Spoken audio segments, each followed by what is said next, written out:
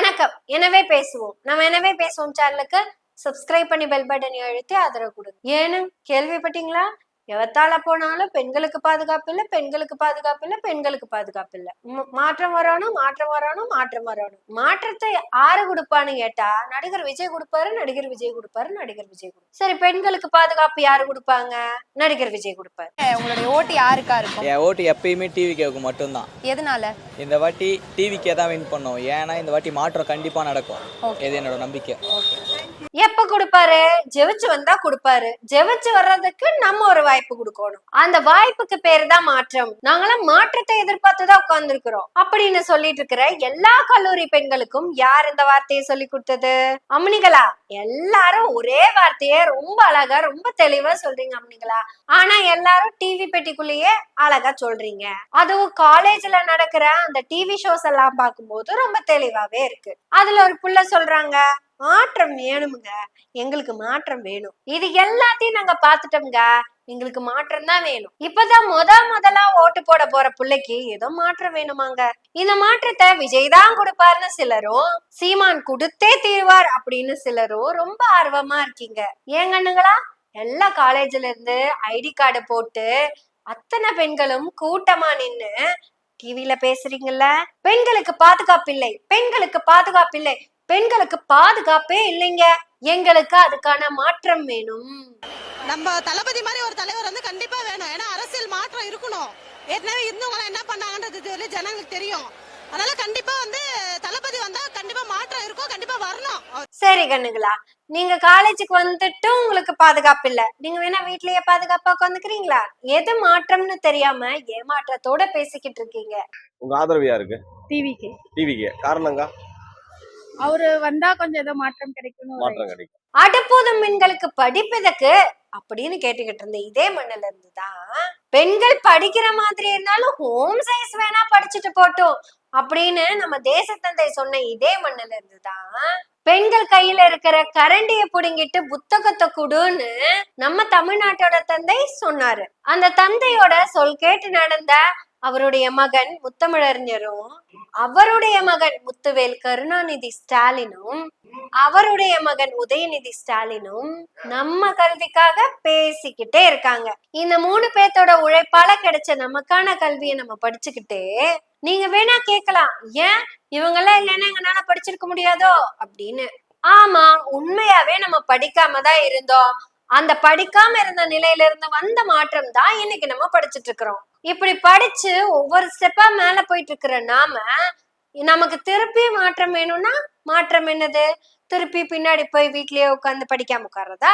பிச்சை புகினும் கற்கை நன்றே அப்படின்னு சொன்ன முதல் தலைமுறையில இருந்து மழைக்கு கூட பள்ளிக்கூடம் பக்கம் ஒதுங்காத தலைமுறை வரையும் மாற்றம் உண்டு. கல்வி எவ்வளவு முக்கியம்னு சொன்னா அவ்வை பாட்டி, அவரோட அடுத்தடுத்த வழித்தோன்றல்கள் யாருக்குமே கல்வியே கிடைக்கல.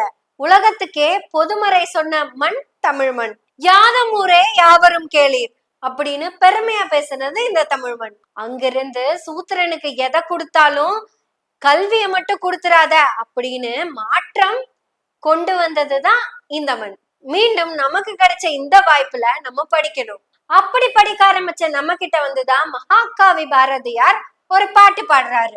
காலை எழுந்தவுடன் படிப்பு, பின்பு கனிவு கொடுக்கும் நல்ல பாட்டு. இப்படியெல்லாம் படிச்சாலாம் நம்ம முன்னேற முடியாது அப்படின்னு நம்ம கனக சுப்புரத்தினம் ஓங்கி அடிச்சு சொன்னாரு.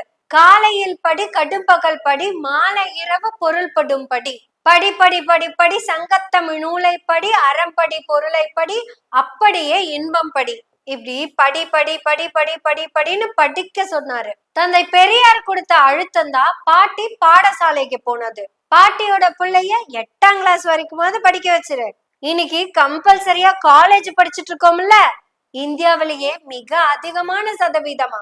இந்தியா 2035 எட்ட வேண்டிய இலக்க தமிழ்நாடு 2015 எட்டிட்டோம். கடந்த 5 ஆண்டுகளாக நம்ம இன்னும் ஒரு படி மேல போய் நிக்கிறோம். இதுக்கெல்லாம் காரணம் மாற்றம் கொண்டு வந்ததுதான். மாற்றத்தை கொண்டு வர எத்தனைத்தவர் தந்தை பெரியார், மாற்றத்தை கொண்டு வந்தவர் முத்தமிழறிஞர் டாக்டர் கலைஞர், அந்த மாற்றத்தை தொடர்ந்து கொண்டிருப்பவர் முத்துவேல் கருணாநிதி ஸ்டாலின். ஆனா நம்ம இத்தனை ஆண்டுகள் போராட்டத்தோட அந்த கல்வியை நம்ம படிச்சுட்டு எதுக்காக மாற்றம் வேணும்னு கேக்குறோம்னு கூட தெரியாம கேட்டுக்கிட்டு இருக்கோம். பெண்களுக்கு பாதுகாப்பு இல்லை, எஸ்.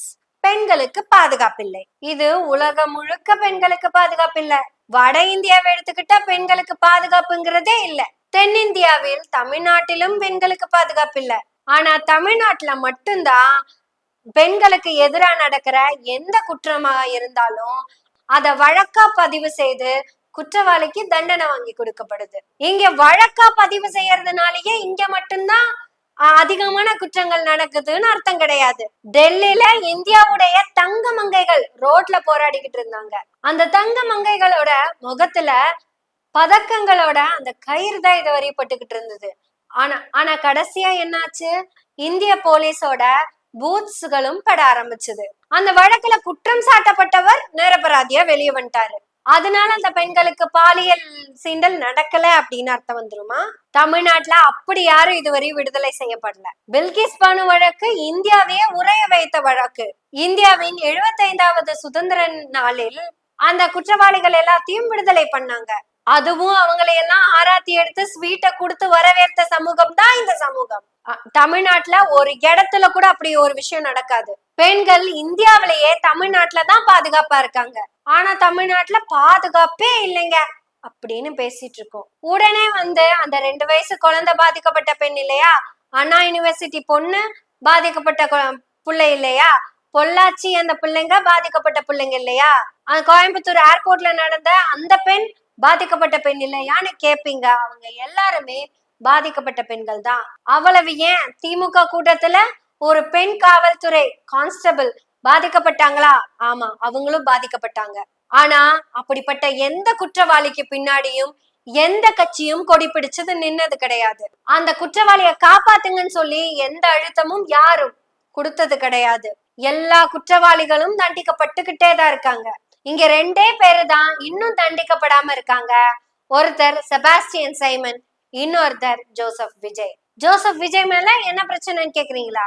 அவங்க சம்சார கேஸ் கொடுத்திருக்காங்கல்ல, என்ன சுதந்திரமா வெளியே விடல, என்ன பொருளாதார ரீதியா முடக்கி வச்சாரு, என்னோட சுயமரியாதைக்கு பாதிப்பை ஏற்படுத்தினாரு, ஒரு மனைவியின் நம்பிக்கைக்கு விரோதமாக நம்பிக்கை துரோகம் செஞ்சாரு.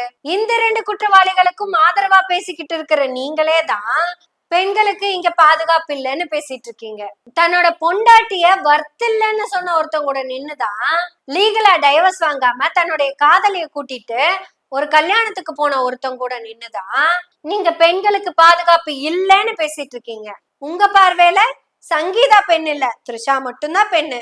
அந்த த்ரிஷாங்கிற பெண்ணுக்கு கூட பாதிப்பு வந்தப்ப கூட அந்த விஜய் ஒரு வார்த்தை பேசல.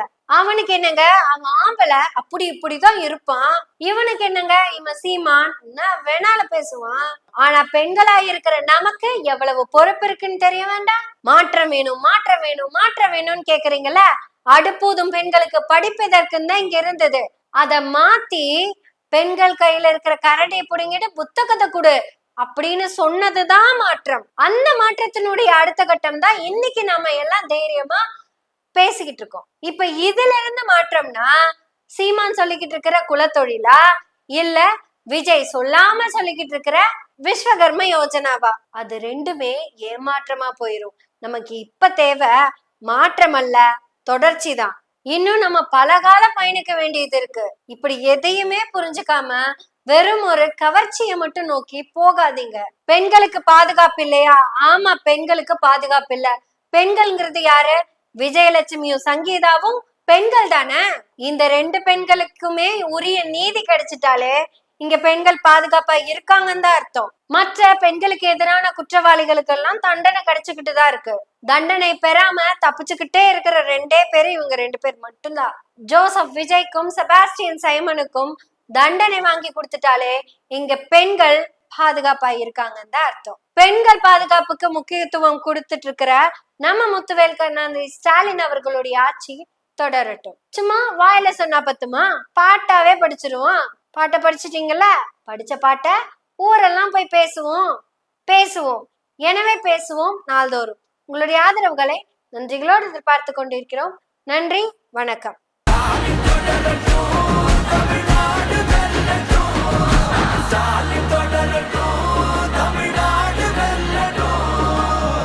தமிழ்நாடு போராடும், தமிழ்நாடு வெல்லும்.